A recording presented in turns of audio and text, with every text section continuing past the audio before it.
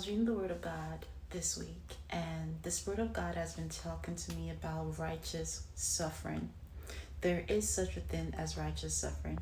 And He took me back to there was a time in my life where I just gave up on God. I was like, God, you're not coming through for me. I've prayed, I've fasted, I've cried out to you, and yet still there's no answer. So I started doing things my own way. I went a bit wayward. I became a little bit lukewarm. Well, not a little bit. I became lukewarm. And the Spirit of God, when I went to the book of Job chapter 31, Job was going through it. He was going through what I call righteous suffering. It wasn't because he did something wrong.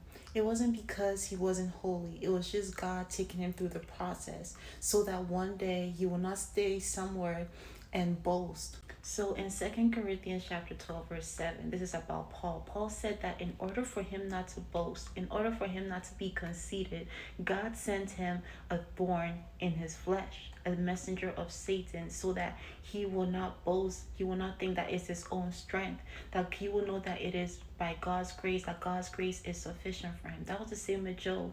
Job thought that when he was doing everything, that was the reason why things were going well for him, and God was like, no. So if I take all these things away from you, would you still serve me? A lot of us Christians, our life, our belief has become conditional. If you do this for me, then I'll serve you. But God is saying that even if I don't do it for you, would you still serve me? And I've been so convicted by it that this week I was like, wow, I should have understood that there is such a thing called righteous suffering. Suffering because you're still righteous, but you're still suffering.